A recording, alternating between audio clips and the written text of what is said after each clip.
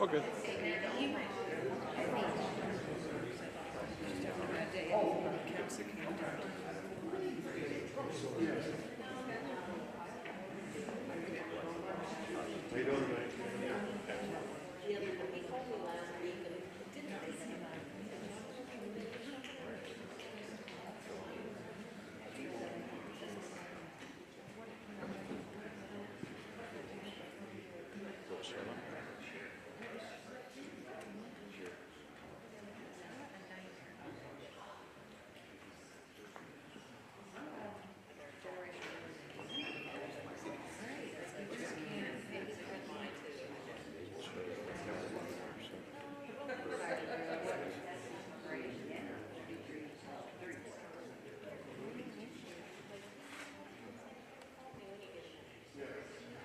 Well, that did populate.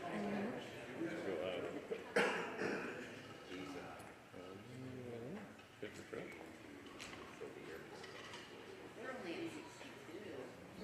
You're in the browser.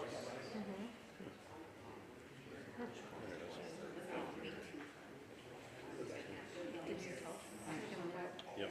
Yeah, I said we'll just choice.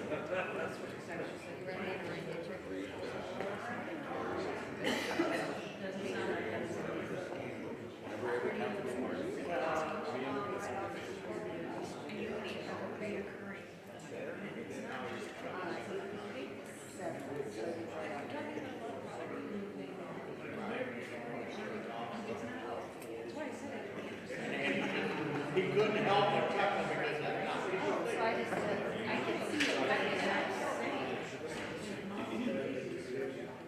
Steve Ralph. Steve, police chief of Brown. Okay.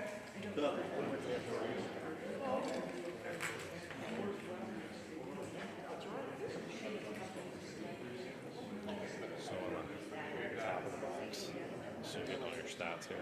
I need 1, 0, so drop minutes, drop signal. So your signal up the whole time. So if you're getting dropping signal or something going on with your Wi-Fi connection. So just something to watch for.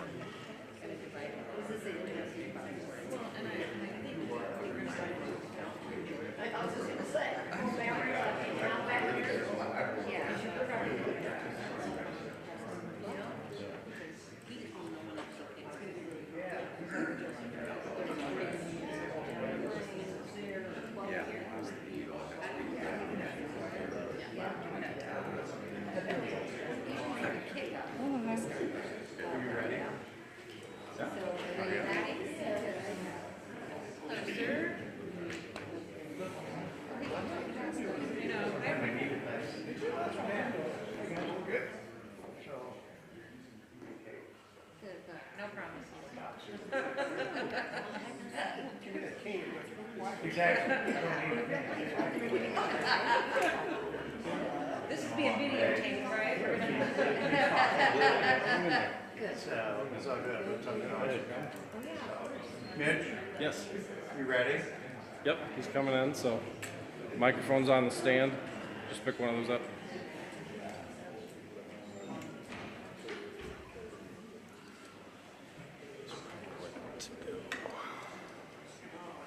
Well, we're gonna get going, Mitch. You need to use the microphone for Yes, the video. yes, please.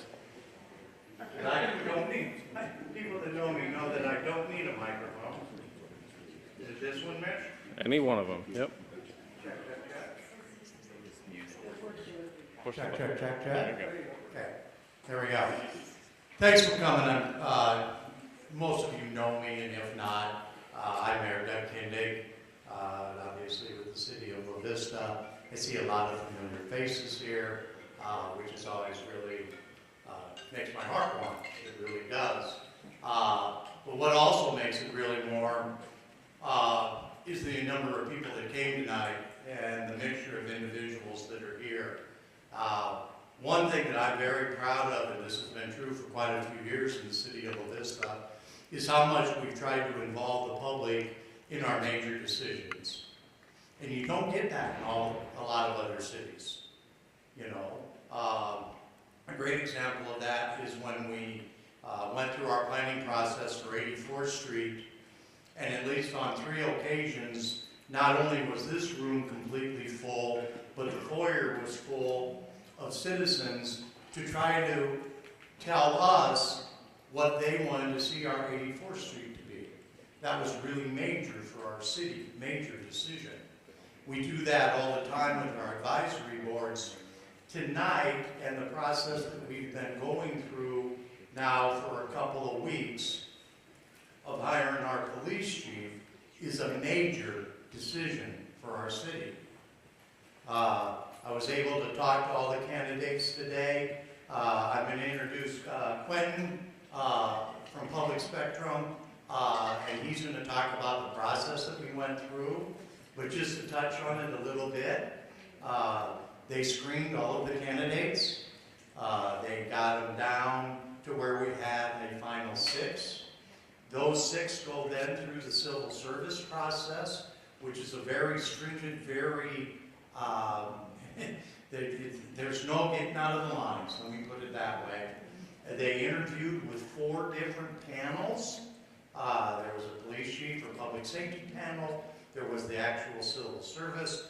There was a panel from the executive management team at City Hall. And there was a panel, what was the 4th one? There was the civil service. So, but they're all rated individually. And then the civil service, at the end of all of that, after all the scores are collected and accumulated, the top 3 candidates are certified. That's who's sitting here tonight. We've put them through a long process today. I would say that I would excuse them if they fell asleep tonight, but that probably wouldn't be a good idea for any of you. They were here early this morning to start going around the city with some of our staff to learn about what this is about. With a couple of different groups, I was able to spend an hour and a half with each one of them. You should be commended for that, to be honest. So, but they've learned really what a lot of the city is about. Tonight, the community forum is extremely important because your perspective of what you want to see as a chief is different than maybe mine. Maybe than someone from the school district, or maybe someone from city staff. The citizen's point of view is the most important. So we applaud you for being here tonight. They're going to finish up tomorrow with a meet and greet with our council members, and then a 2-hour forum with our police department. Then we'll follow up with some lunches and some more time. We'll kick them out, and then that's when the process of deciding who our finalists, our choice will be. I will tell you that we had an exceptional pool of candidates that even went below the 3 that were certified. I truly think that we would have got a choice person even if we would have went lower. That speaks to the volume of who we are sitting, that we have sitting here right now. So, Quentin, I talked a lot longer than I told you I was going to, but I think it's important. So, he wants to go ahead and fill in all the blanks and everything, but thanks for being a part of our city. It means a lot to me.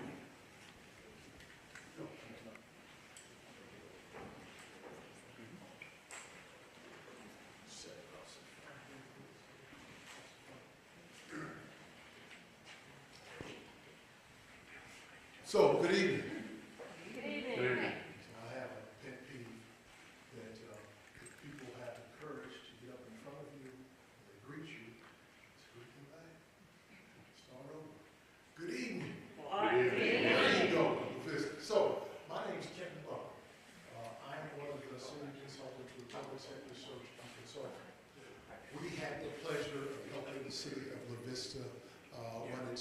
process for the next chief of police. A very, very important decision. The mayor has done a great job of giving you an overview of what that process has included. And I will tell you that there are no stakeholders more important than the citizens that this police department serves, and also the men and women that will be led by this next police chief. Tonight's exercise, we certainly want to hear from you, the community, in the form of your questions for the candidates, and we're going to do this kind of a couple of ways. If you have a question for a specific candidate, let's say you've looked up something or you want to ask something of someone specific, you can let me know which candidate you want to answer that question. If not, we'll give the question to, I'll select which one will go first, and we'll switch that up so that that's fair. And then we will move through the three candidates, and all three of them will respond to that question. If at some point we have a lull in the conversation, I have a list of questions that I will use to kind of interject and put another shot in the arm to keep us going. Our goal is to try to be somewhere in the neighborhood of an hour, hour and a half, but a lot of that depends upon the interview that we receive tonight. To start, we will give the individuals 2 minutes. They're going to introduce themselves and they want to tell you who they are and why they want to be the next chief of police for the city of Vista. We're ready to start if you are. All right. We'll start first here on my right. Go ahead, sir. I'm Mike Schofield. I'm currently a major with the Kansas City, Missouri Police Department. Kind of background information. I started my law enforcement career in July of 1990 with the Platte County Sheriff's Department in Missouri, which is kind of up on the north side of the city near the airport. After 2 years with Platte County, I transferred over to Kansas City, where I spent the last 31 years. And I've had a great career. I've had a very, very bit of experience. I spent about 11 years in patrol, about 10 years in administrative type assignments, and about another 10 years in investigations. So I've kind of covered the whole gamut in terms of law enforcement. I've done a little bit of everything. Why do I want to be the police chief here in La Vista? I kind of became aware of La Vista about 20 years ago when I attended some training with a lady who was from here. And that was at the point where you guys were beginning the process of planning and designing your police facility, which is a great facility. And so that was kind of how I learned about La Vista in the city and where it was in the Omaha area. And after that, I got an opportunity to go to some training with some people from La Vista PD over in Sioux City, Iowa, about 5 years after that initial training. And those guys were telling me, yeah, you know, we built a really nice facility. We love it. It's a great place. And then in 2013, I was assigned to Midwest HIDA, which covers a 6-state region here in the Midwest, and Kansas, Missouri, Iowa, Nebraska, and both Dakotas. And I was traveling all over the area, so I had an opportunity to come up here and do a lot of training with police agencies in both Douglas and Sarpy County. And so I had an opportunity to kind of ask about La Vista. I also had some downtime to drive by and see that police facility that you guys built, and they were right. It was a great facility. It looks very nice from the outside. Got a tour of it today. It's a great facility on the inside, too. But anyway, while I was here, I got an opportunity to ask about the police department. And really, your police department has a wonderful reputation in the area, in the region, for being very professional, being a good regional partner to the other agencies around here. And the command staff has done a really good job leading your police department up to this point. So when this opportunity was announced, and it was announced nationally through the IACP's website, I saw it and immediately kind of went, wow, what a golden opportunity to go up to Nebraska and lead a very professional organization, a top-rate law enforcement agency, in a nice community that supports its police department. So that's why I want to be your police chief.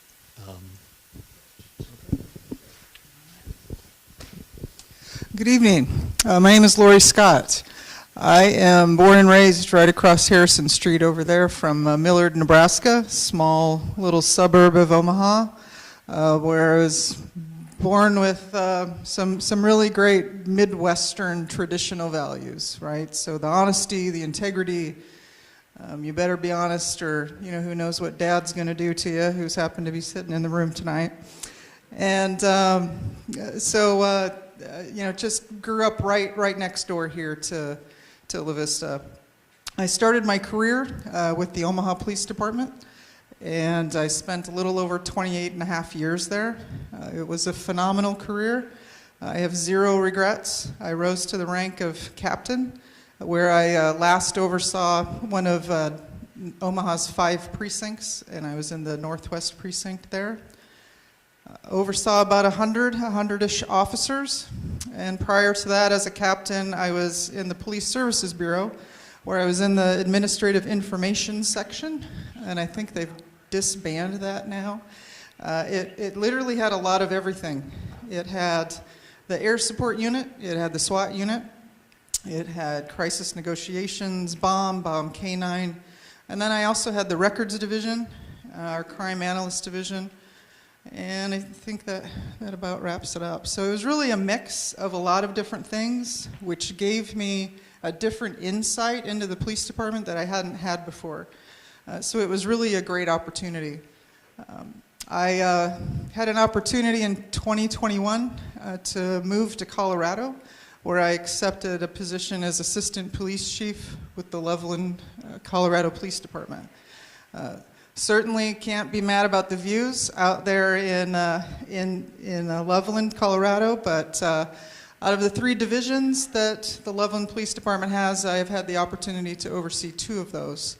I started with what was then called the Support Services Division, which had criminal investigations, records. We have our own 911 communications center, and crime analysis, forensics. I think that's just about it. Victim services. We restructured, and we separated Criminal Investigations Division. So I had the opportunity to just have Criminal Investigations Division for about a year. And then I recently was asked to move to our services, just our support division, where I oversee the Professional Standards Unit, which is our internal affairs, our training unit, and we have our own training facility called the Northern Colorado Training Center. We share with our partners in Fort Collins. I oversee the Records Division again, the 911 Communications Division again, our human resources, where we are responsible for all hiring, recruitment, retention, promotions, and I also oversee our CALIA accreditation, which we've been CALIA certified since 1996. So, long plethora of career opportunities that is really kind of the basis of why I'm here today. But the main reason that I want to come back to La Vista is I lived here for 15 years. I lived right down the street on 96th Street, right down the street from the police department, drove by it every day on my way to work. I have worked with the members of the La Vista Police Department for decades. They have always been a strong partner, and I'm just excited for the opportunity. Thank you all for being here. The relationship with the community is truly everything for a successful police department. So thank you. Good evening. My name is Doug Shoemaker. I'm currently the Chief of Police for the City of Denton, Texas. I've been in policing for this is my 34th year in policing, so it's been a minute. Thanks for coming out tonight. We appreciate the community involvement. That says a lot about your interest in the police department, which in these times is essential and very much appreciated overall. So I started my career in Missouri and was there in the state capital, Missouri, 27 years in Jefferson City, Missouri. So I'm very familiar with Midwestern policing. Went all the way through the ranks to the number 2 position in the department. Served in pretty much every capacity within the department, whether it was field training officer, traffic officer, SWAT, negotiator, did some time in internal affairs, worked with planning and research, went through the ranks all the way to captain. I was the public information officer for about 12 years there as well. One of those other duties is assigned, as the chief at the time told me. That lasted more than the year that he told me it was going to be for, but that's fine. Learned a lot from that, and really enjoyed the time that I was there. And it was apparent that the chief was probably not going to retire anytime soon, but he was a great mentor and a friend, and just a great person. And eventually the opportunity in Grand Junction, Colorado came up, and took that job and was there for 4.5 years. If you're not familiar with Grand Junction, Colorado, it's all the way on the western side of the state, opposite of Denver, right by the Utah border. And we were the largest city between Denver and Salt Lake on I-70. So we were extremely self-sufficient, and we had to be everything to everyone at all times, just by necessity. An incredible organization that really proud of to have worked there. Some family changes happened. I'm an only child. I have family in Kansas City, and wanted to get a little closer back this way. Ultimately, we kind of made a middle decision, because driving 15 hours from Grand Junction to Kansas City, if I-70 was open on that particular day, sometimes was not an option. So I wanted to move a little closer to the Midwest, ended up in Denton, Texas, and now we have a grandbaby on the way in Kansas City, our first, and we're super excited about that, and the need to be closer to home is more apparent now than ever. As far as my other roles, I happen to be the third vice president of the International Association of Chiefs of Police, something I'm very proud of, and something that I think is I'm very honored by in terms of what that brings not only to the IACP but also to the community in which I serve. A lot of opportunities there for highlighting the good work the women and men of the agency do on a national and international scale. And I'll tell you, that's one of my main drivers in policing. Is to really say the good things and talk about the good work that the women and men in policing do all across the country. So for me, I will tell you from an outside perspective, and the furthest probably away, I guess, is really the reputation that this agency has, not only locally or regionally, but across the country as a solid, progressive police organization is absolutely there, and so you should be very proud of that. Not every police agency has that, and I've worked through IACP with a lot of police organizations that have some challenges. This isn't one of them.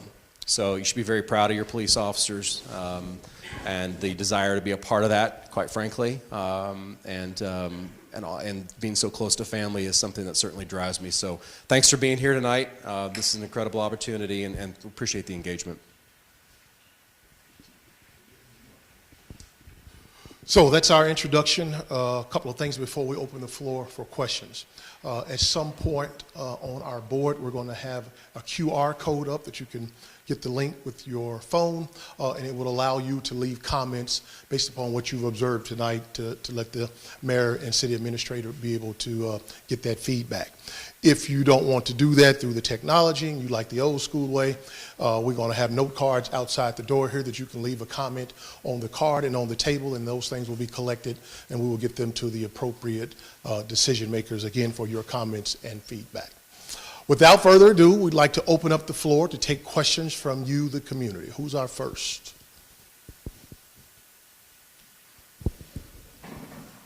On her feet, with her hands up. Yes, ma'am. Welcome, everybody. Sounds like your resumes are very impressive. We're really excited that you're considered La Vista. And I run the County Chamber of Commerce, so I formally welcome you to our community.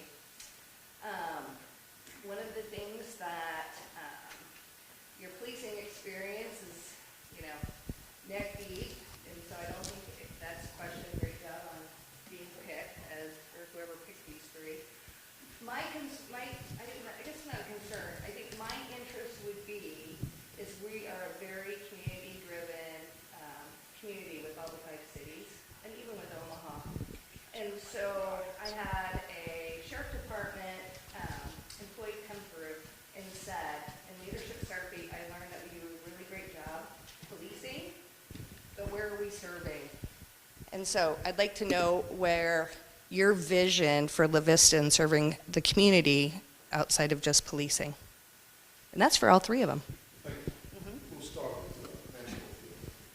with So service is a big part of it, right, obviously. I mean, and, when I look at, and I hear that question, there's service in law enforcement, obviously, which is, I take that to mean the standard 911 calls for service, the police response to crime that's occurring in the neighborhood.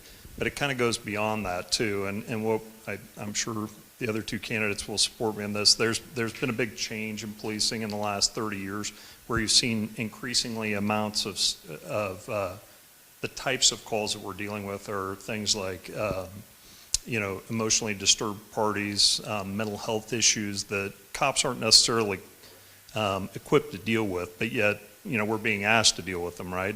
Because those services aren't there. So when I hear service, my mind goes to other types of services that the police department provides. I mean, the interactions that they do with, children, interactions they do in terms of mental health and crisis intervention for people that need those kinds of services. And then even going beyond that, what other things do cops do? And my experience in Kansas City has shown me that, cops go out and volunteer and do things like, big brothers and big sisters. They end up being mentors to young kids. They coach Little League softball teams. They do a lot of volunteer activity in the communities. And so the service goes well beyond just their service in uniform. It goes to other areas of the community as well, and they touch a lot of people in those communities that they serve because they're invested in it, right? Particularly if you've spent an entire career in a community. You want to make sure that you're providing service and that you're engaged with that community in a very positive manner, and that, the community is a good community. So you volunteer outside of your normal work all the time, and a lot of hours go into those kinds of things. And there's a dedication to those kind of commitment, or a commitment and dedication to those things that goes well beyond just their salaried work with the police department. So I've seen this on a lot of different levels in a lot of different areas. I mean, I've seen cops that volunteer with our local museum in Kansas City. There are historical societies in Kansas City. There are also, just like I said, the engagement with faith-based groups, as well as some, just like the community organizations that serve in a variety of ways to kids. Children are a big part of it. We've got soccer leagues, we've got baseball leagues, all those kinds of things that our cops volunteer for. So there's a lot of different service that goes on beyond the police department. Just rotating the mic tonight. So it's funny you mentioned leadership and the chamber. So I actually met my wife through the Chamber of Commerce in Jeff City, and I was in charge of Local Government Day for Leadership Jeff City.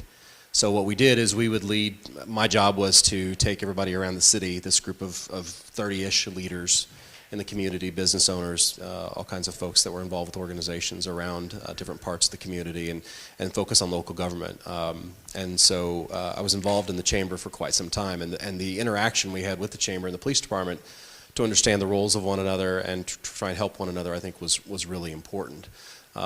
Take that a step forward, in the city of Denton, involved with the Leadership Denton, same type of concept, and actually work them through, they're currently going through Simon Sinek's, one of his books, if you're familiar with who Simon Sinek is. It's called The Infinite Game. And so I'm lucky enough I work with Simon on a thing called The Curve, which is a change in kind of how policing leadership leads moving forward, because some things that are happening now probably aren't some of the best practices. So working with a group of 6 other chiefs across the country with Simon on that event, but really leading, one thing I never thought I would do in my life is a book club with a bunch of community members, but talking about how it applies to what we do. And it's not necessarily about the book as opposed to just concepts of leadership and empowering people and moving forward. And in terms of the volunteerism piece, one thing that I've always been very involved with, and I see the impact with, is things like Boys and Girls Club, United Way, and being on those boards to get to know the community that much better and to make that impact. Ended up, while I was in Jeff City, writing a grant with Boys and Girls Club and our Juvenile Justice Center to start a diversion program for kids. And we didn't want them going through the system when they didn't need to go through the system, and sometimes there's other root causes to that problem. So what we tried to do is, it's beyond just showing up, and there's great value to showing up for an event on a weekend and handing out food, and that's great, and interacting. But the deeper role is to really try and figure out, what's going well in the community and what's not, and where can I help best, and where can I use my platform to help best within that community. And I think if a leader does that, that bleeds down very quickly within the organization. Say, all right, he or she is doing it, and so that's kind of a good way of doing things. So the value there, plus it builds trust. So there's a lot of aspects that I think are really important. The challenge to going last is you have to come up with something different. I understood your question as how would I serve the city of La Vista, outside of my policing duties. And if there's one thing I know about the La Vista Police Department is their community engagement, and it's high. They really set the bar high. They come up with innovative ways to engage the community, to engage the children. I know they have an awesome Christmas sleigh event, They have La Vista days, and that's where you, as a police chief and as a leader, need to get out, meet your community, get your department, get your agency out there, and engage. The key to community is engagement. And so we need to come up with, and that would be my plan, more innovative ways to bring the community and the police department together. And because that, again, like I said in my intro, that is the success to a police department. You can't have it without the engagement from the community. So for me, it would be working with all of these wonderful events that are already in place, getting out in front of the community, getting to know my community, coming up with new events, new ways to engage with the community and give back. I think without question, we had 2 minutes to start. I think we all have had that opportunity to engage in our former communities. Unfortunately, 2 minutes and you guys would be sleeping by 15 minutes in. If we went through our entire resumes, that's what you get when you have decades of police experience in front of you. But a successful police department, a successful police leader will be there engaging with their community, getting them involved and being involved with them.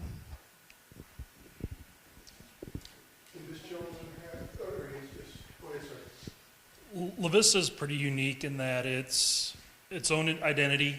They're part of a metropolitan area, but yet they have been progressive and individual from everyone else, yet also being a team player.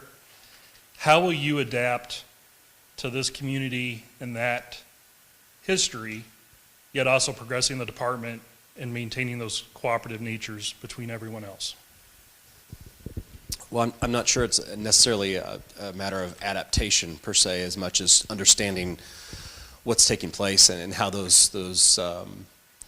all those working relationships really truly work. And a lot of it, when a new chief comes in, and there's been a long tenured chief here, so when you have that new person come in, it's up to them to really listen and observe first and understand what those relationships truly are, and that's to get to meet people and understand what everybody's involvement is, what opportunities there are to work better together, and not just within other organizations within the area, but also within the city itself.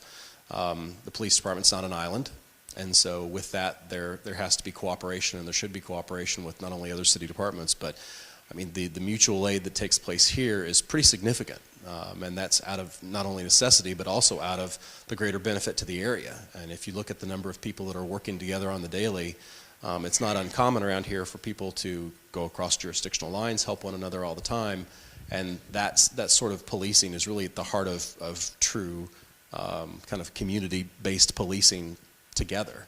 So I think it's an understanding of what those opportunities are, but for me it's really trying to understand exactly what that looks like and coming in and listening to how those partnerships are working, what's working well, what do we need to work on, and understanding opportunities for the future. And then what do we bring to the table on that? Clearly the city has a great reputation, a lot of fantastic subject matter experts on a number of things. How do we best utilize them and make it an even better, safer place, not only within the city, but regionally?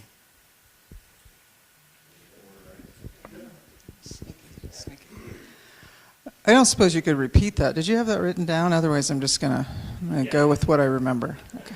Absolutely. Thank you. So La Vista has a unique reputation of being progressive, being individuals from the other metropolitan area as a community in whole. How will you come in and adapt to that reputation, yet also keep the department being progressive, yet cooperative with everyone else? Yeah, that's a good question. Well, I have a little bit of a unique perspective. Obviously, growing up and growing through my career just on the other side of Harrison Street, so I have experienced exactly what it is that you are speaking of. We have had excellent collaboration when you look at all of the Midwestern law enforcement agencies throughout the metropolitan area here. There has always been those great partnerships, and La Vista has always been at the forefront. And I can speak to that specifically because I know I've had to call them for assistance and vice versa. I mean, honestly, I think throughout my career I have called them to help us in Omaha more than they have ever called us. And I see Captain Kinsey shaking his head back there. But that's the honest truth. So I think for me it would be a matter of reestablishing the relationship since I've been gone. Obviously, working with my people, getting to know, what movements have changed because, police departments change each and every day. And again, establishing what's working, what can we do better, and how can we be better together. Thank you. Yeah, so your question about how would I adapt to it, I would embrace it, quite frankly. I mean, I think being a progressive city and a progressive organization, that's something you really want to embrace and kind of foster and encourage. As the other candidates have already alluded to, policing is changing and adapting all the time. So if you're not doing progressive things, if you're not at the forefront and you're not following best practices, that's when you fall behind. That's when you begin to have a problem as an organization, and that's when your officers start finding themselves in problems and lawsuits and whatnot. So my answer to your question would be embrace it, go with it, try and find ways to enhance it and foster it and make it better. As the other two candidates have alluded to, there needs to be an evaluation process whenever a new chief comes in. I mean, again, you've had a chief here for a long time who did a wonderful job leading your police department. It's a very professional police department. I would come in and evaluate for the first 90 to 120 days and look at, what's working well, what maybe leaves a little bit of room for improvement, because if we're being honest, every police organization has room for improvement. So I would look for those things and see what we can do, what my experience has been in those areas, and where can we improve the organization and make it even more progressive and better and help us enhance our ability to serve the community at a high level and provide a high level of customer service to the residents here in La Vista and those who visit the community. Jesus. I'm starting to get the rotation. Question? I have one. If you don't have one, question? Go with your question. You got a question? No, you go with your I'll go. Thank you, sir. All right, candidates, starting with Chief Scott. Discuss your philosophy and experience relating to recruitment and retention of law enforcement personnel. Sure. Once again, you're gonna hear this a lot. Is this has changed? We have had a complete evolution in how to recruit and keep people.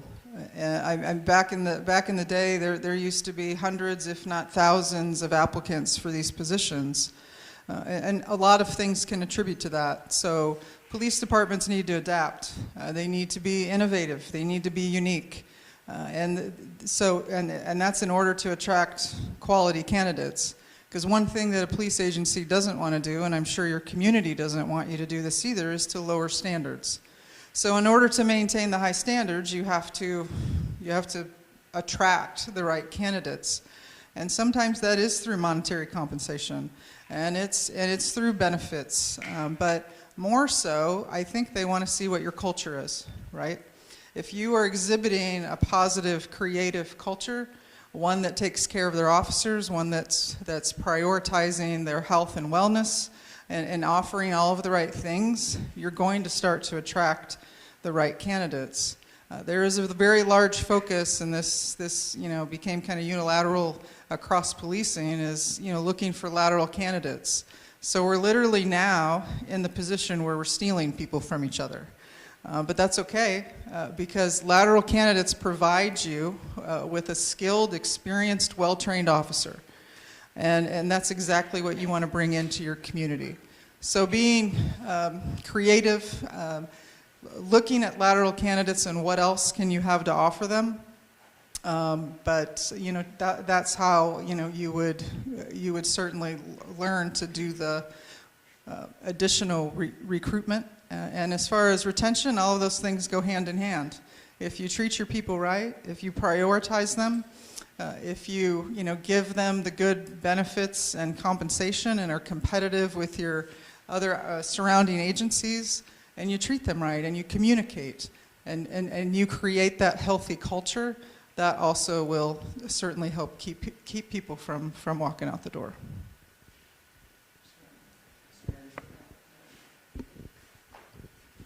I would say, yeah, what she said. That was a great response, and you know, she couldn't be more right in terms of retaining good people in a police organization is really about leadership, right? What I've seen in my experience is that people will leave when there's bad leadership in place, when they don't feel like they're valued members of the team. So you want to make sure that you're providing good leadership and that there's kind of one uniform response through the command staff to make sure that you're leading the organization well. And you know, beyond that, I would say retention, like when it comes to retention, it's kind of like the analogy of the bucket. If you got a bucket of water and it's leaking water, do you continue to pour water into it? Or do you turn around and plug the leak, right? So Lori's kind of already touched on most of the things you need to do. Go out and make sure that your salaries and benefits are competitive with the other organizations around you. Make sure that you're working with the collective bargaining unit within your police department here in La Vista. That's the FOP. Make sure that you're talking with them and you have a good working relationship with them. And as long as their requests are not outlandish, that you're kind of pulling the same direction and making sure that they feel comfortable with the communication level that's going on within the organization. Again, that kind of goes back to the leadership factor. And then when it comes to recruiting new people, we've kind of already talked about again that, you know, we're kind of competing with other organizations in the area. So one of the things that we did in Kansas City is we really went back and we looked at, because it takes a long time to get a new person through the training, right? In Kansas City, it takes 6 months to get them through the academy, another 12 weeks to get them through the field training officer program, and another 3 months to get them off of probation. So it's really about a year process to replace a veteran officer with a new person and to kind of get them through all the training. So when we sat down and looked at this, we went, okay, who's getting through this 1 year process with the highest degree of success? And we really looked internally at who those people are and what kind of qualities, what kind of qualifications did they bring to the police department when they applied with us.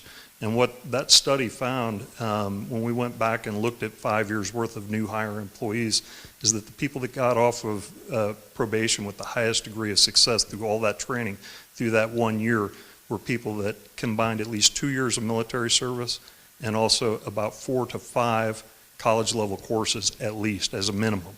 When you combine those two things, we found that those people get through those training, that 1 year of training, that build-up period, with the highest degree of success. So when you talk about recruiting new people, I would want to go out and target those people. You know, go to the military bases, find out who those guys are that have some college courses and have been working on a college degree while they've been serving in the military, and recruit those people. Number one, they're already used to serving in uniform. They like the idea of serving their community and serving their country. So they're highly qualified candidates, and they can get through the rigorous nature of the police academy that they're going to be put through. So they can handle the academics, they can handle the physicality of the training. So I would go out and target those people, and we do in Kansas City. We spend a lot of time sending our recruiters to the military bases in both Kansas and Missouri to try and recruit those people and bring them into our organization. So I'll add to that some, in that recruiting is about finding the person with the right heart for the job, right heart and mind for the job, because policing is not easy. I went through and I remember testing against 230 some people for one position at Jeff City, Missouri, and wow, did I feel fortunate to get that job. And I don't know why the chief chose me above other people, but I'm really thankful he did. But it was ultra competitive back then, and now we're scrambling across the country. And this is not just local, folks. This is all across the place, because it's easier not to do it, quite frankly. It's easier not to be criticized on social media. It's easier not to be, for every mistake that's made, to be chastised as a group when you know that you're going out and doing an amazing job locally. And it's not easy being in policing. So what incentivizes people to do it? And one of the questions that I would ask, and that I have asked as chief in 2 other agencies, is to say, why did you apply here? Why do you stay here? What makes you stay here? Why here, and why not somewhere else? And when you start to understand people's why of what they do, what motivates them, what brings them to the table, why do they continue to come back day after day and do an exemplary job, you start to understand the culture of the organization that much easier. We did what I called affectionately recruiting 2.0 back in Grand Junction when I was the chief, and we changed everything about how we recruited. Because we had a low turnout on the number of tests, but we knew we had to reestablish our brand. And I know that sounds kind of businessy, but quite frankly, it's what it was. Who are we? How do we appear to the public? How do we appear to the people that are going to be our potential future colleagues in the police department? And what's that look like to them? So we changed everything from the ground up with the help of our human resources team, and basically made it a much more personalized process. In other words, what we wanted to do is tell people, you're not just another number here, you mean something to us. And all along the process, there were touch points along the way where we had somebody within the department that would reach out and speak to people and say, hey, you know, how's it coming in the process? What are you doing? You have any questions? And so it felt very personal to people that were in the process. And 9 times out of 10, at least, almost every single time when they would come to the executive interview stage of the process, and that was where I would make the decision to hire or not hire them, they would compliment our staff all along the way and say, you know what, you all made me feel better. You made me feel different. You made me feel like I was not just another number, and that's why I'm going through this process. And when you have that kind of buy-in from people, they're going to be better suited to serve the community. They just are, because they're bought into the mission. And a lot of this, quite frankly, has to do with understanding the direction and the mission of the department. What exactly is that? Does everybody understand it? Does everybody want to be a part of it? Does everybody get behind it? And if they do, then everybody within the department becomes amazing recruiters all on their own. It's not just the folks that are assigned to recruiting. It's not just the chief that's out there talking about the great things the women and men of the department do. It's everybody at the department that understands the why and understands the mission. And that sells very quickly. But figuring out why La Vista is unique, why it's special, is all part of the process to sell that forward and make sure that people go, yeah, there's these other places. And quite frankly, it's a buyer's market. If you're a cop right now, you can go wherever you want and people are going to pick you up. They'll throw signing bonuses at you, whatever the case may be. But if you brand yourself as something special and something aspirational, then it can make all the difference in the world. Next question? Yes, sir. What was that? You got a question, sir? Question? Question from the audience? Question from the audience? Yes, sir. Just go ahead. Go ahead, man. Thank you. Thanks for being here. We appreciate your candor and your expertise. I'm listening to a book right now written by a doctor called, the doctor's name isn't this, the book is called Being Mortal, written by a doctor who understood that doctors weren't being trained, they were being trained in the technicalities, the technology of being a doctor, but not in the humanity of being a doctor. So how have you seen, or how would you like to see training of incoming officers, whether they're military or, you know, fresh recruits or business guys who decided they wanted to do something different? How would you like to see that change so that we can acknowledge and embrace the humanity of being a police officer as well as the technical skills of being a police officer? Thank you. That is a great question. You know, and the humanity piece of it is huge. So, I mean, we've kind of, in Kansas City, we've evolved our training quite a bit. It used to be very military-ish, you know, and it was very regimented. It was very, you know, the recruits weren't allowed to talk unless they were spoken to first, that kind of thing. I mean, it was kind of like our instructors, our academy instructors were more like, you know, yes, military drill instructors than they were, you know, cops. And we've changed that because we want to include that humanity piece in it, right?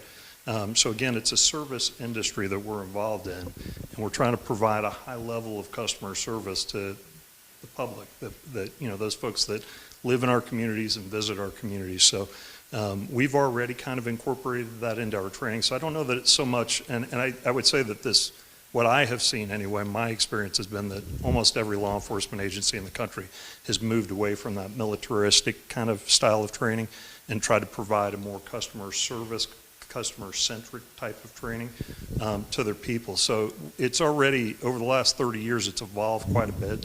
So I don't know that it's a matter of changing it necessarily as much as it is continuing to embrace it, continuing to promote that, and continuing to, what I've said today to several people is I've kind of gone around and met people throughout the city and through, the police department, is that one of the constant refrains that I have with my division, the people that work for me in Kansas City, is leave the badge in a better place. What I mean by that is the badge is a representation of our organization, but it's also a representation of our profession.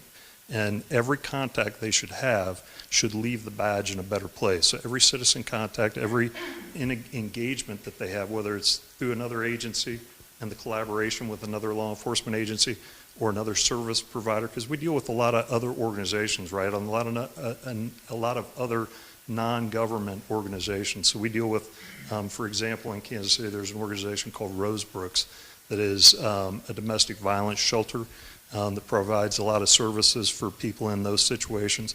So again, if we're engaging those people, we need to make sure that we're providing very high level of customer service and that we're leaving the badge in a better place after every one of those contacts and engagements. So, the humanities piece of what you're asking about, it's absolutely there, and it's incumbent upon the police leadership to promote that and continue to promote that and continue to encourage that across the board within the organization. I think it absolutely starts at the top, kind of filters down through the organization. I mean, your cops need to hear that from your police leadership. I think they already are, quite frankly, here in La Vista. I mean, again, you've got a very professional police department, so the reputation is there on a regional level. So I don't think that it's something that necessarily needs to change within the La Vista PD. I would say it needs to be continued and enhanced maybe a little bit, just continuously be promoted as you go on with your next chief, whoever that ends up being. So, let's be honest, in policing, a lot of what we do is not at all criminal related. I mean, not everything we respond to has anything to do with violations of the law. Quality of life issues, all kinds of different things that, quite frankly, over the course of the years and the decades, policing's been, who do you call? Call 911 and the police can deal with it. And so somehow, some way, over the course of all this time, if in doubt, just call the police, and somehow we're supposed to solve all the problems.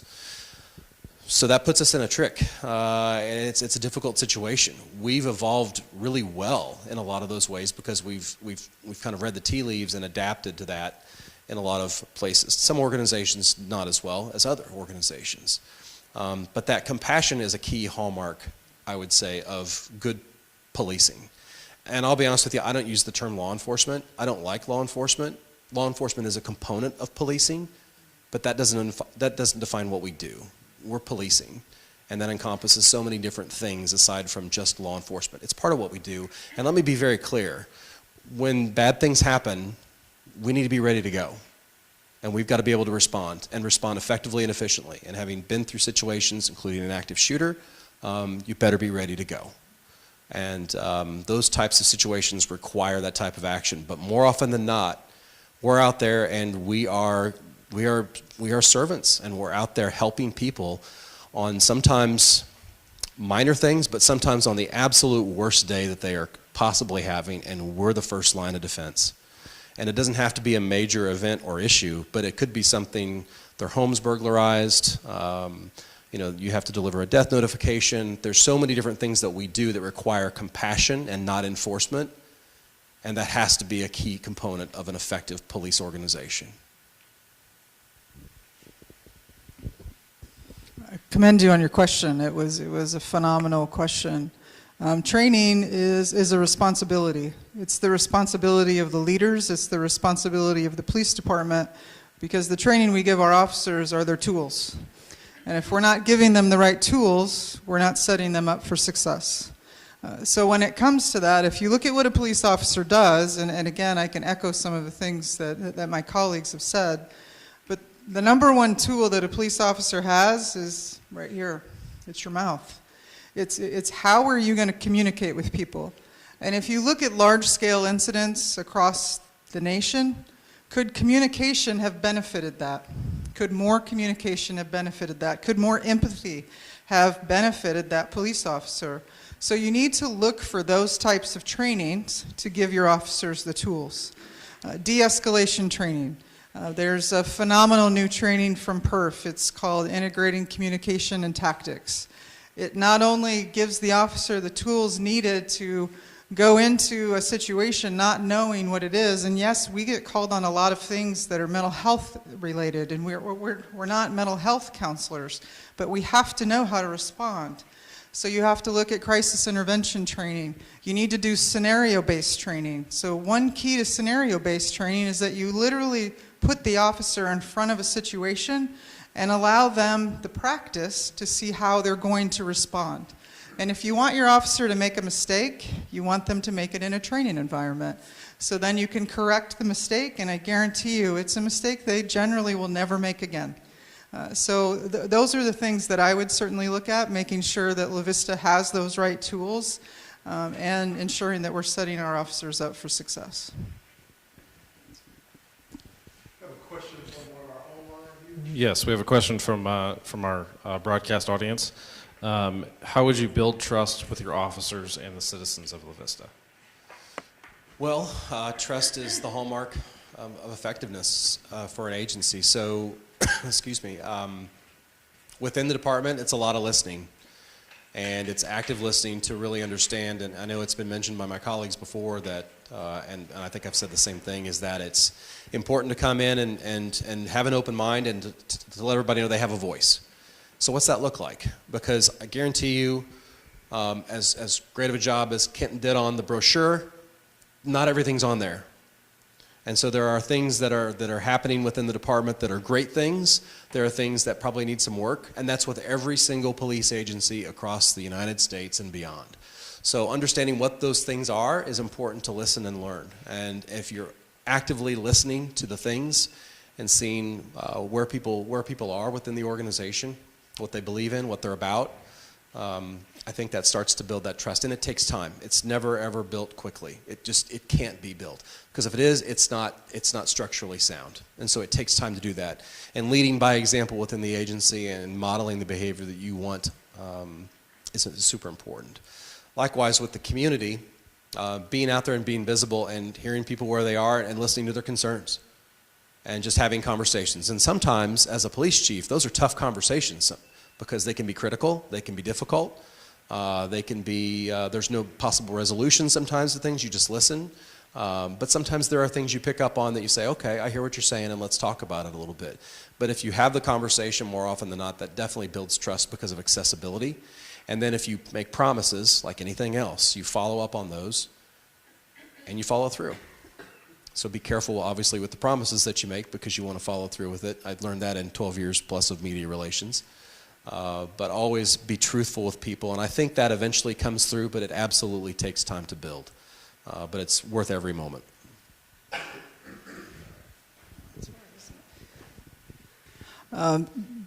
Again, it's difficult to follow, but a lot of things with trust and building it internally is you have to listen, right? So that's the first step, is you listen. I think the next step is, how are you going to communicate? And then the last step for me is my actions. So am I following through with what it is I'm trying to communicate? Have I heard them? Have I established, what it is, or regurgitated what it is that I've heard that's needed or that's of concern? And then I follow through. So I think that those are some key steps to start to establish trust within your agency, and I couldn't agree more. It is not going to happen overnight. I certainly would not expect to walk into a new agency and the title on my door gives me your trust. I have to earn it, and so that's the way that I would certainly earn it, and it kind of goes hand in hand with the community. I totally agree. You have to get out there. You have to be present. You have to engage.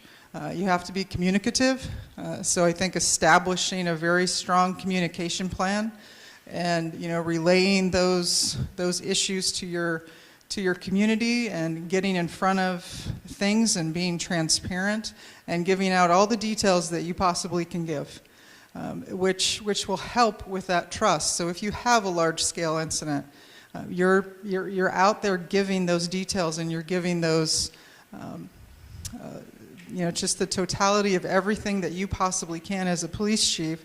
But the key point there is the things that you can't talk about, you explain why you can't talk about them. Whether this is an ongoing investigation, or whether it involves a juvenile. But if you give the community, as well as your agency, the whys, that will also, I think, help in the long run to building the trust with both entities.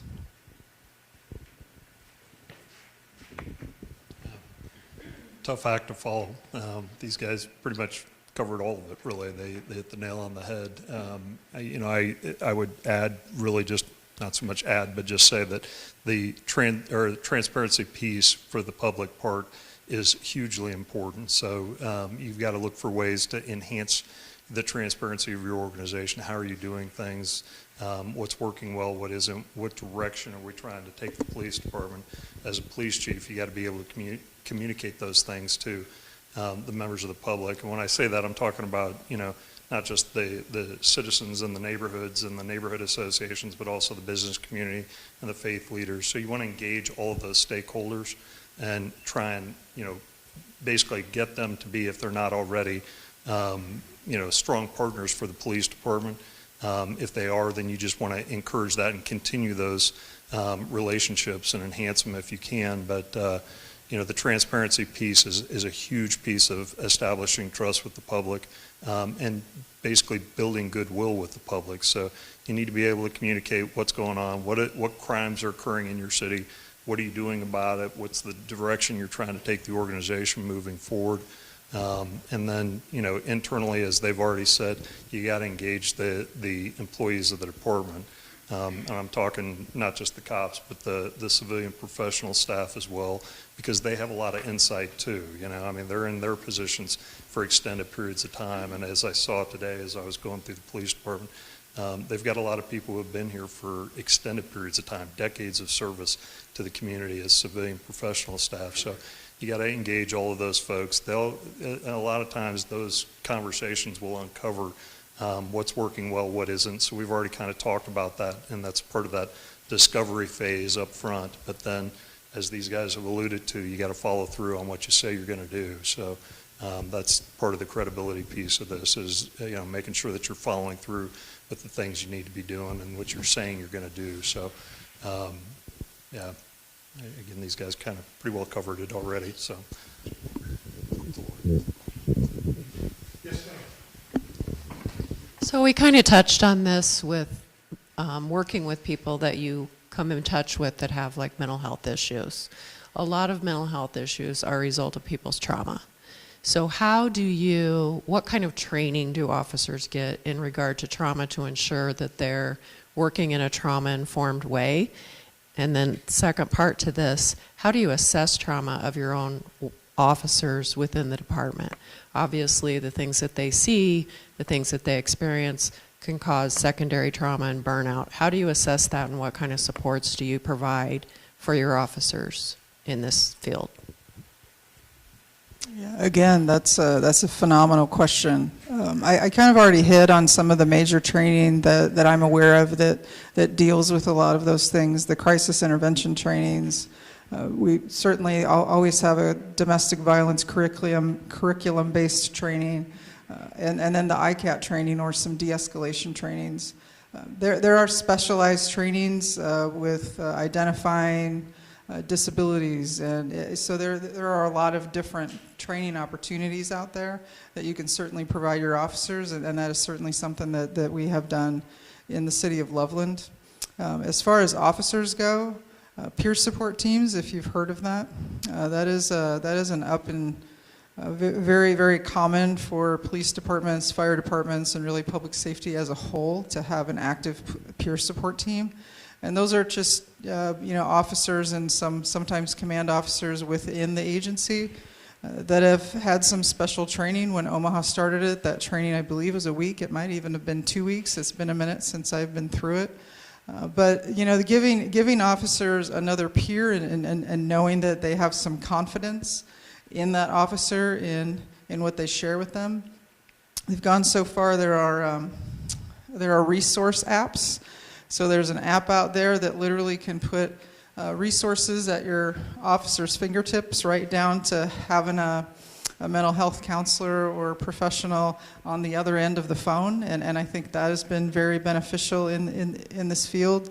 And when I got to Leveling, one of the main things that I was really impressed with is they had an on-site psychologist. And she actually serves the fire department and the police department, and she does one-on-one sessions. We incentivize people to see her by actually doing a wellness check. So if you get your wellness check every year, we will incentivize you with like 6 to 8 hours of paid leave. And that's because if you look at our profession, police officers aren't exactly the first ones to call for help, right? Our job is to respond for help. So it is really imperative to offer those resources to them and ensure that we do check on them on a regular basis.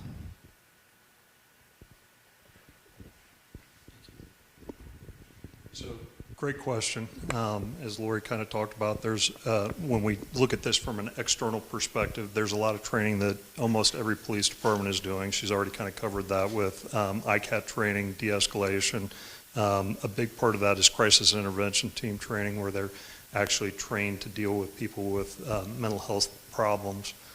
Kansas City was unique, and we were one of the first agencies in the country to actually bring on social workers to work on the police department as full-time staff to assist us with these kind of trauma-related incidents for the public. So we're providing a different level of service just by engaging the social worker right off the bat, because cops, again, are not trained social workers, and these folks that we bring in, that we hire, bring a different level of understanding of resources that are available to the problem, and they assist us quite a bit. So that's one thing that Kansas City has done that's kind of out of the ordinary, a little different than what most other agencies are doing. And then the other thing that we do, when we look internally, we've looked at a huge wellness program within Kansas City. It's called the Employee Assistance Program. It offers a variety of different wellness checks that you can do and go through throughout the course of the year. But one of the things we've done also that's kind of unique is our FOP, our collective bargaining unit, requested and was granted permission as part of the peer support system that we've got to buy basically their therapy dogs. So we have 2 dogs that run around our department, and the officers are able to interact with them, and it kind of calms officers down quite a bit, particularly after a high-stress situation. They'll bring the dogs in, and the officers are able to kind of relax and decompress for a little bit and interact with the dogs. And then the other thing that we've done that's also kind of unique to Kansas City is that our department psychologist realized that she was treating military veterans coming back from Iraq and Afghanistan, as well as public safety people. And what she kind of discovered as she was doing this is it's actually more difficult to treat first responders than it is to treat military people, because military people are deployed overseas, and they're in theater, and they're in this traumatic environment for about a year usually, and then they rotate back to the United States after a year, maybe 18 months, and they're removed from the traumatic environment. And so treating them is kind of a consistent, they improve gradually with treatment as they go along. Where first responders, they can come in for a session with the psychologist, and then once that session's over, after an hour or 2 hours, whatever it is, they go back to work, and they're right back in that traumatic environment. So it triggers all that reaction again, and that trauma is right back there.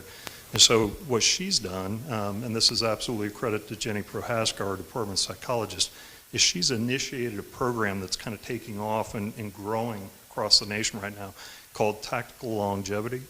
And it's all about training and equipping new recruits that are coming out of the academy during the time that they're with their field training officers with the necessary skills and knowledge and understanding to kind of avoid that trauma setting in after they've dealt with a high-stress situation before it really becomes PTSD. So there are certain things that they go through and training that they go through that kind of assist them in dealing with those high-stress situations. So that's one additional thing that we're doing in law enforcement these days that's kind of forward-thinking and kind of, I mean, for lack of a better way of saying it, it's really kind of progressive in the law enforcement community. Yeah, I'm going to echo the comments of both my colleagues here. They're great responses, and they're spot on. Absolutely accurate. It's interesting in policing. I remember distinctly, and I think both of my colleagues would agree, that when I started in policing, when you dealt with something traumatic, it was the suck it up, get back out there, go to it attitude every single time. And we're going to talk about it. You kidding me? There's no way I would have gone to one of my sergeants and said, I'm feeling, wait a minute, what? When did you get feelings? And that kind of thing. So it was just not a thing back then. But still, things added up. Fatality crashes, homicides, just the horrible types of things that we see that nobody else really has to deal with. And they say the average person sees 2 or 3 really traumatic incidents in their lifetime. Well, for us in policing, it's dozens, hundreds of things, so it's not normal. So your assessment is absolutely accurate, and that's why we see so many police suicides. So it's a problem, and even though we're getting better about embracing the it's okay to not be okay concept, there's still a lot of work to be done. Again, I'd echo what's been said, and I'd take it a step further. 5 years ago, the International Association of Chiefs of Police started an officer safety and wellness conference to specifically deal with issues of wellness in police. About 200-ish people attended. Next Friday in Louisville, Kentucky, the 5th conference takes place. I'll be there, and it's over 1,000 attendees because the response has been, that's just in person. There are 500 more or so, or 300 more or something online. Because the need to address the challenges that we're facing and the need to find best practices, some of which have been said today, are just so prevalent in what we do. And in Grand Junction when I was there, and not through my work at all, but with the work of the people that were there, our peer support team was put on kind of a national stage to talk about the great things that were happening there with the trust that was built within your peers talking to one another at all levels within the department and having that resource, because sometimes cops don't trust EAP. And if you have an EAP clinician, they may not have any experience at all in any kind of first responder type of work. And it's different than other type of work. It just is.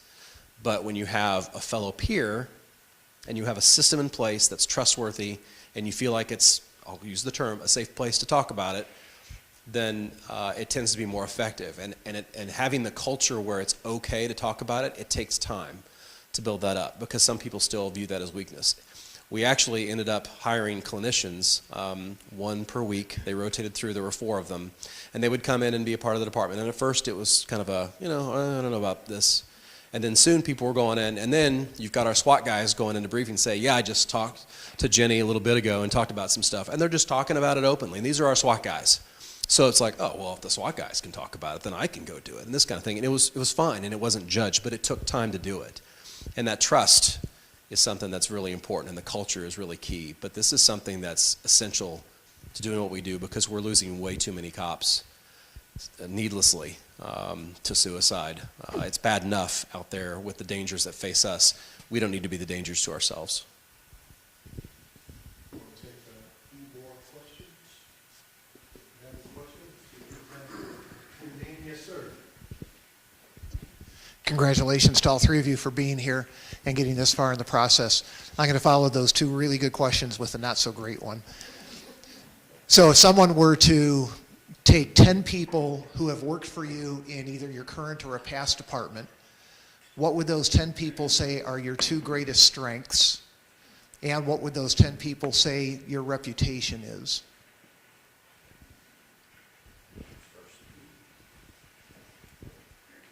So I go first. They would say honest, forward-thinking, somebody who's a little bit innovative, willing to try different approaches to things.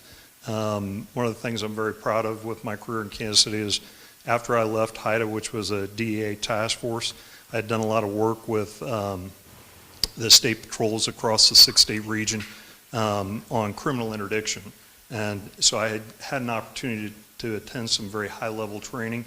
And so I was aware of a lot of different training programs that were out there and how effective they were at teaching officers how to do that kind of work on a different level. So in the police academy, every agency kind of puts their people through what I would call a very baseline understanding of how to do car checks, car stops, within constitutional framework. So they're not violating somebody's civil rights, they're not getting themselves or their department sued, right?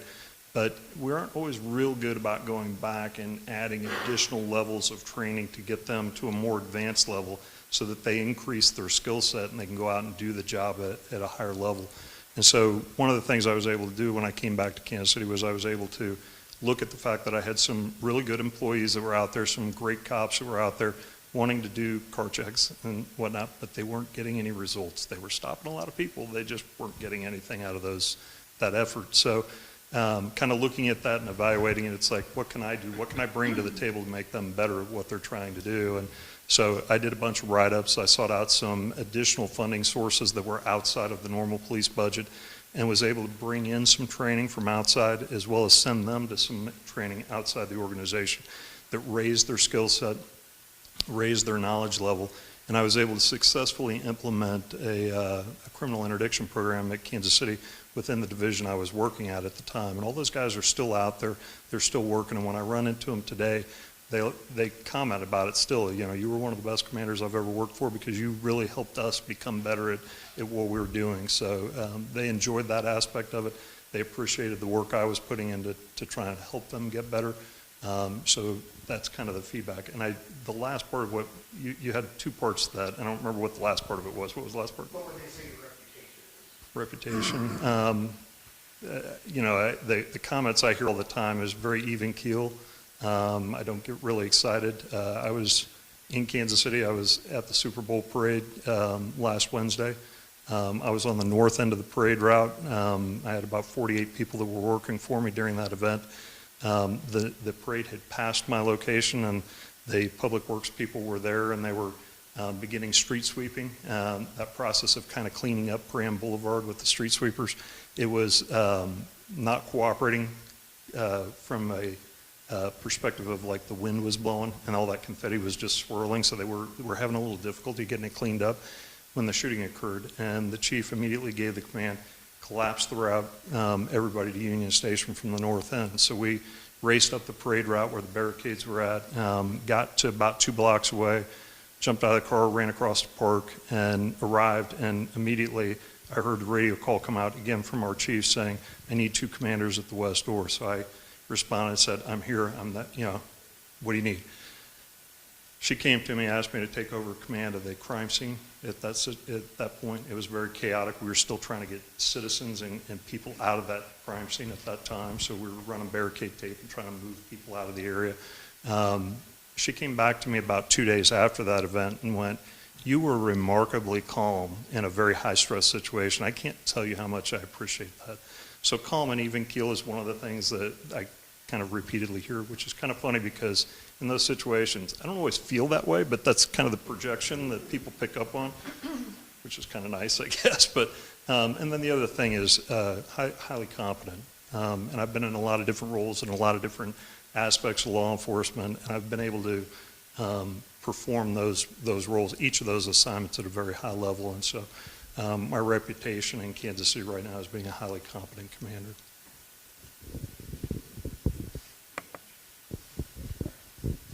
Checking order again here. I think for me, the 2 things that would be said is first and foremost honest, because I think honesty and integrity, the 2 things go together, and that's something I think that's been really the hallmark of my career, because they're those things that just, they have to be in place, because sometimes in this job that's all you have are those things. Those really are your best things on the tool belt, so to speak. So I think those things are good, and I would also say they would probably think of me as somebody that is inspirational, and not because I'm great at it necessarily, but because I've had some really great mentors in my career that have given me opportunities. And it's funny, when you go through your career, you look at behaviors that you see other people display, and sometimes you want to model those behaviors as a leader in the future. And there are some things you do, you're like, nope, not going to do that in the future.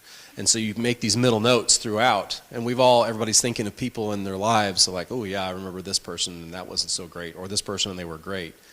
But I think for me, having those mentors that have given me opportunities, and then paying that forward to say, all right, I had these opportunities, I want to do the same thing with my colleagues, the people that I work with.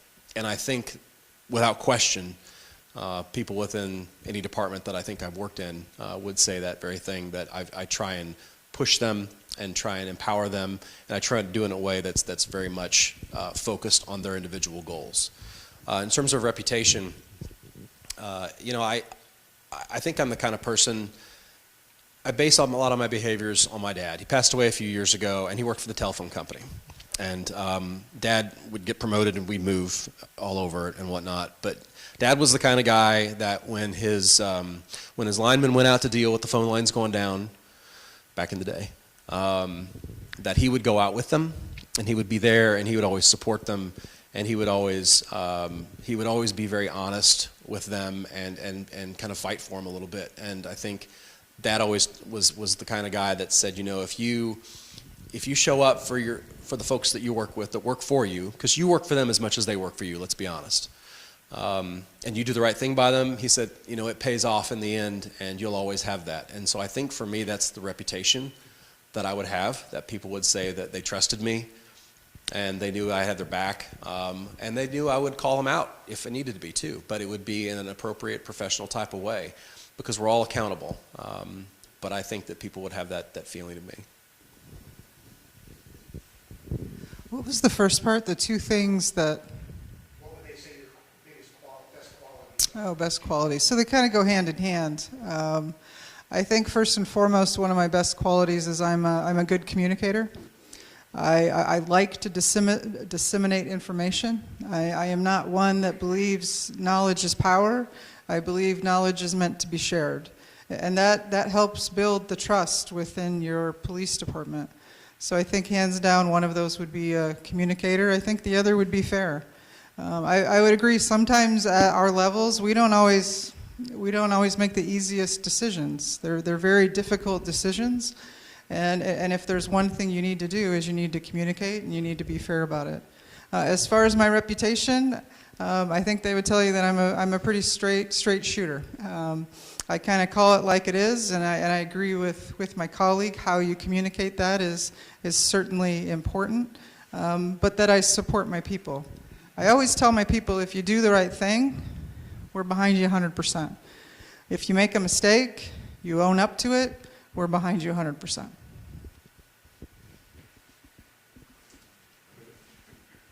Next question? Question? Yes, sir, in the back. You spoke earlier about recruitment and retention. You have been recruited, and we will want to retain one of you as a chief. Why do you want to be here, and what will make you stay? That's a good question. Well worded. Nice job.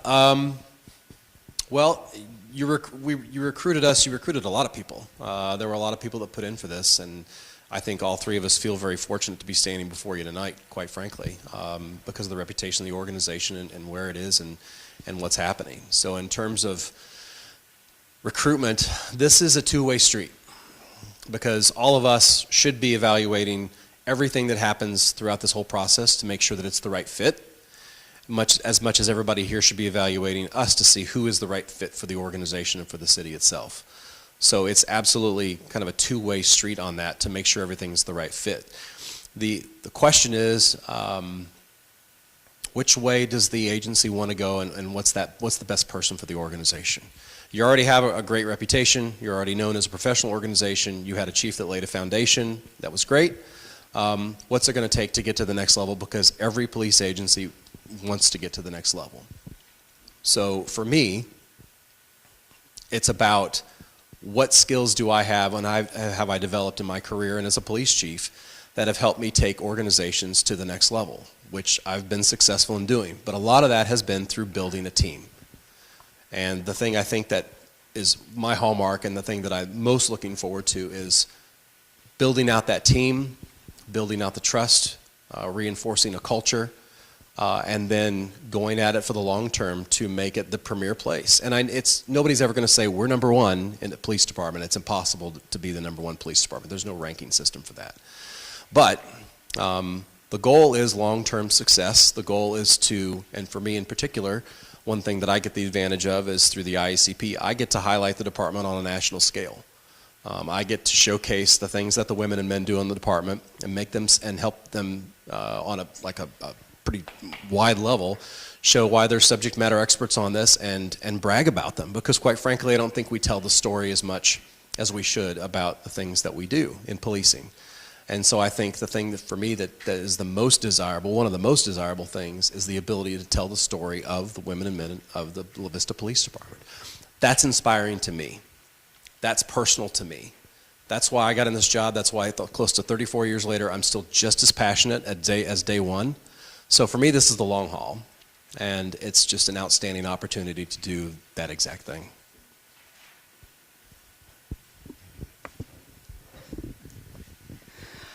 From a recruitment perspective, you have 3 individuals. Honestly, you had 6 individuals, even in the semifinalists, that could lead this police department. We have the qualifications. We have the background. We have, had a very successful career path, and the chief was the next step. So it's not about the recruitment part. You've done that, like check mark. You have candidates and beyond that can be a police chief. But it's who is the right fit for La Vista.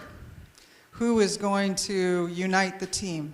Who is going to unite the city leaders? And who is going to develop the best team possible to move this police department forward? As for why I want to be here, this is my home. I lived here for 15 years. My family lives here, and it's important to me.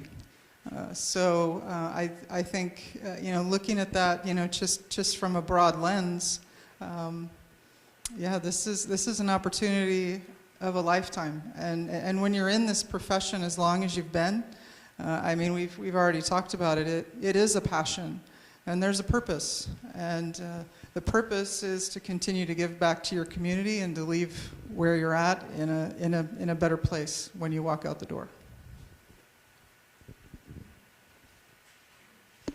What do you add to that?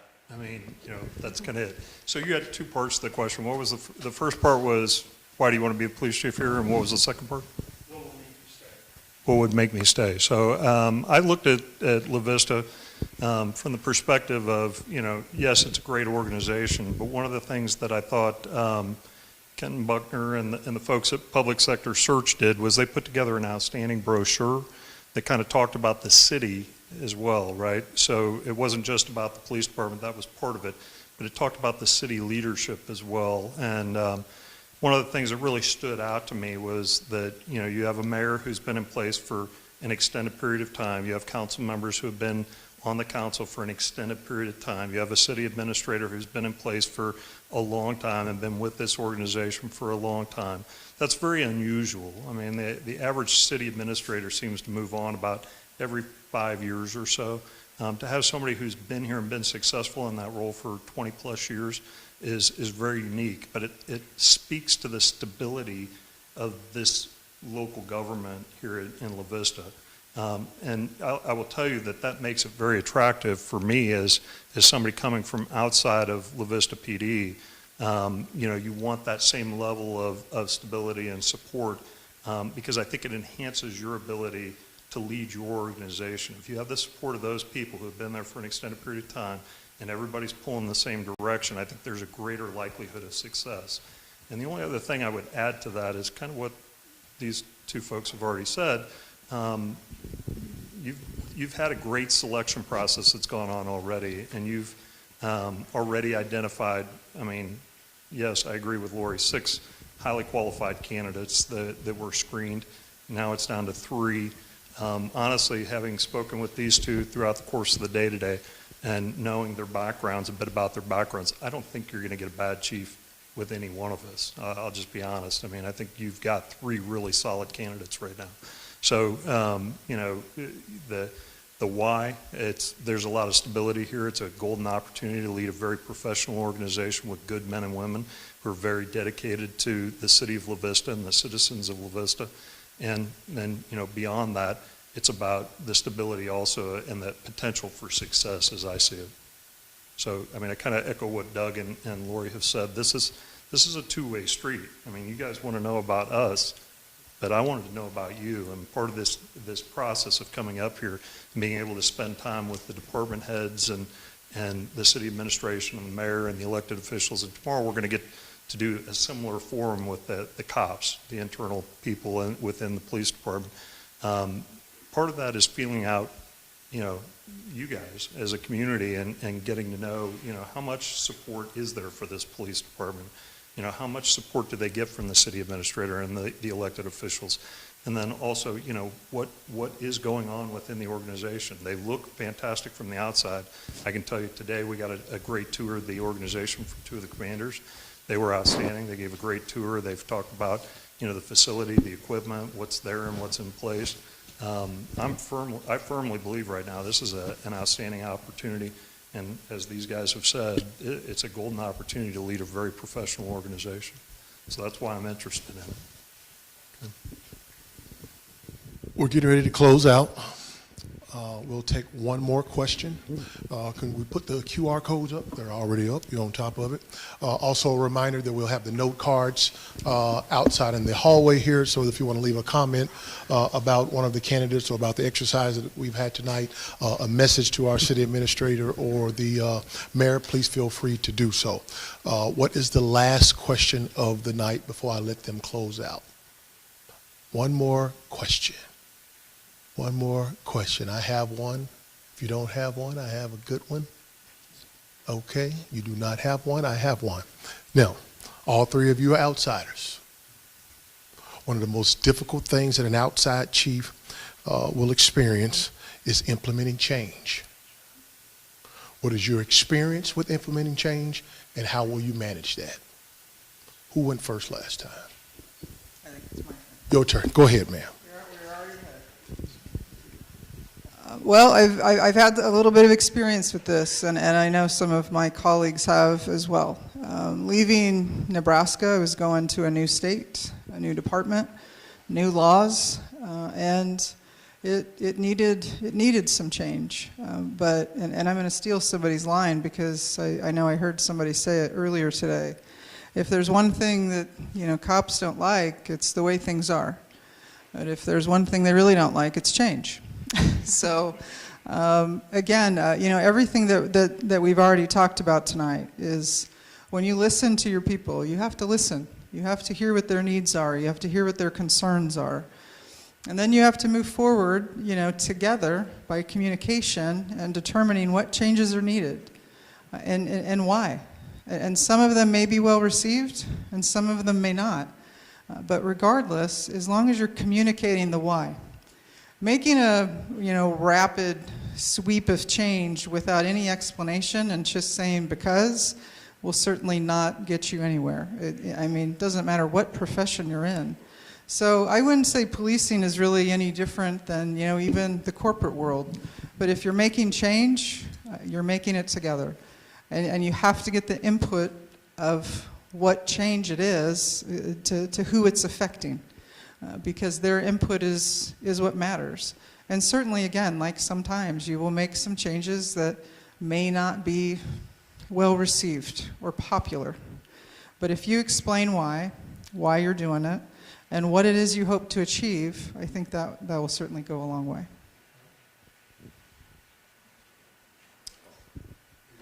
Go ahead. All right, great. Yeah, I don't know that I can say that much better, quite frankly, because it's an issue of taking the time to listen. You are in a very fortunate position that you have a police department that does not need a change agent. And there are a lot of police departments that could use some change agents across the country. And what that means is, you're not under a consent decree, you're not under any type of investigation, you're not looked at sideways by your community. And so that says a lot about this organization first and foremost. And I think I could speak for my colleagues and say it's one of the reasons why we're here, because the reputation of the place is fantastic. So you should be very proud, first and foremost, of that. And that's built over time. And with that, changes should come over time. I've definitely seen horror stories and heard things of police chiefs coming into an organization and making rapid, sweeping changes just because on their first few weeks. And every single time, short of a major issue within the department that requires like a consent decree type of thing, every single time it fails and fails miserably because it's not necessary and it's tone deaf, quite frankly. So what you want to do is come in and take the time to evaluate and listen. And we talked about it the first part of this meeting tonight, is coming in and evaluating and listening and making sure that everybody knows they have a voice. This is not the chief's police department. This is everyone's police department, and every member of the police agency has a voice, and they have value, and they have experiences that can contribute to what this agency looks like. So listening to those things, the experiences, what's worked, what hasn't worked, all those things are important, so it's going to take time. So you have to take the time to do it and listen, and sometimes if you see something coming down the pike, address it, be honest, communicate the why, don't do the parental because I said so, because that doesn't work. And especially with today's workforce, with newer people coming in and younger people coming in, they want to know why. And it's okay to answer why. It's not an attack, but rather just that's who they are. They want to know why. So explain the why. In the end, they'll say, well, I may not love it, but at least thanks for telling me. And as police chiefs, you make decisions sometimes that aren't the most popular. But if they're founded in listening first, and if they're founded in reason and logic, and they're ethical and they're moral, then they'll be received a heck of a lot better that way. And so it just takes time to do it. Yeah, so it's been touched on again that, it's about evaluation, right? And, the first 90 to 120 days are going to be about learning about the organization. It's a great organization. We've all talked about that. We know that already. You have a very professional staff already. So it's not about major overhauls, it's about minor adjustments. How can we get better? Where is there room for improvement, perhaps? And that's, again, about community engagement, engaging the stakeholders in the city administration, engaging the stakeholders in the community, engaging the stakeholders, the officers and the supervisors, the command staff within the organization. Where is there room for improvement? And then what's the best path forward, right? So that's also a kind of a process of discussing, what are best practices, what are other organizations doing, and kind of learning, okay, this may be an area for improvement. What do our policies say about it? Do we need to adjust our policies, or do we need to, just simply improve the training in that area? But you want to implement change. You've got to make sure that you're talking about it, you're communicating about it, as these guys have said, that you're explaining the why, particularly to the younger generation of cops. They want to know why we're doing something. So you got to talk through those kinds of things and make sure that you're doing those. In Kansas City, one of the things we've done is we implemented what we refer to as blueprint task forces. What's the blueprint for the way forward? And those include people from different parts of the organization, our investigative element, our patrol elements, our administration, civilian staff members, civilian professional staff are involved in those as well. They may involve people from surrounding agencies. They may involve people from our city administration. But we work collectively towards mapping out the way forward with the Blueprint Task Force. And that's not about, and I want to be careful and explain that that's not about paralysis by analysis. We're not sitting here just, rehashing the same thing over and over again. We're mapping a way forward. We're going to improve the processes and improve how we're doing things in whatever that area is. We've already identified there's a problem. Now, how do we move forward with it? And the Blueprint Task Force is that process of how do we move forward, how do we improve, how do we get better at what we're doing. So when I think about implementing changes, I think about our Blueprint Task Forces, and that's something I would probably look to try and embrace and do here in hopes of also gaining buy-in from the staff. So. All right, we're closing out tonight. Before we do it, we're going to give them an opportunity to make a closing statement. But I certainly want to thank you all for coming out here tonight. You spent your valuable time to be a part of this process. I will tell you that one of the most important components for the next person that is selected is that you remain engaged. You have an outstanding reputation, you have an outstanding police department, but you have been an important piece of that. So the next chief is going to need you to continue to come to these kinds of meetings when they're doing their looking, listening, and learning about the community, you'll need to be equally engaged for that. So I certainly thank you for coming out tonight, and I will give the candidates 2 minutes each to make a closing statement. Go first. Yep. Okay, well, first of all, thank you guys for having me out. I would say this is the first time that I've been through one of these processes, so I was actually kind of surprised that, and very flattered that I made it to this point even to be a finalist. You've got a great organization. Compliments to you guys as a community for supporting them so well. You know, again, I don't think you're going to go wrong with, regardless of who is chosen, who ultimately ends up being your police chief. You've got a good group of people here, all who want the same thing. They want the best for your community. They want the best for your police department. They want the best for your staff. They want to work collaboratively within your city administration with the other departments to help grow the department and lead the department in a direction that, you know, hopefully maintains the positive things that you guys are already doing, and hopefully will make adjustments and improve the processes, because everything's always constantly changing. And again, you want to make sure that your organization is kind of engaging in best practices in the law enforcement industry. And law enforcement changes constantly. We've seen that over the last 30 years. So you want to continue those processes and make sure that those things are going well as also. I would say thank you one more time for having me out. I've enjoyed the whole process all the way through. Today's been a little bit exhausting. It started at 7:30 this morning. We're still here. We're still talking about this stuff. So it's been a long and kind of interesting day. I've learned a lot about your city and about the people here. You've got a wonderful community again. I would very much welcome the opportunity, if it ends up being me, to work with all of you folks. But, you know, again, I don't think you guys are in a bad place. You're not going to have a bad police chief at the end of this process, regardless of which of the three of us ends up getting the job.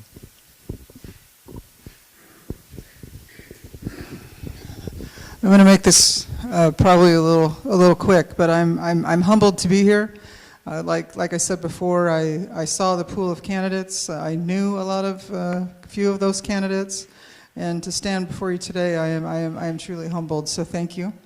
Thank you for being here. Thank you for being invested in your community. I am honored to stand here with my two colleagues, and I will echo what Mike said. There's a great selection up here, and whoever is best fit for this police department and helps it succeed and supports their police department, I'm all for that. So thank you so much for being here. Yeah, it's a pleasure and an honor, and I've gotten to know these two a little bit today in between the I don't know, 30, 40 meetings we had today, I think. I don't know. But you've got good people up here, and I think we all want what's best for La Vista, quite frankly. So I don't want to make this about any one of us individually. I have an ask, I guess, walking away from this. First, thanks for being here tonight. But second, regardless of who gets the position, thanks for your support of the department, and don't forget after this to continue to support your police department. This is such a difficult time, and it's gotten better, and we've had some victories, and we're starting to get that public trust back. But don't for one moment take for granted what these women and men do to risk their lives and leave their spouses and their families for 12-hour shifts every day, and just continue to support them and say thank you as you do. I've heard it repeatedly today, the great things that happen and the appreciation that's shown towards the women and men of the La Vista Police Department. So this is ultimately about them and their success, and ultimately about the city and its success. So beyond the process, beyond who's selected, keep supporting them, because I'm telling you, they need it and they appreciate it. So thanks for the time tonight. Thank you.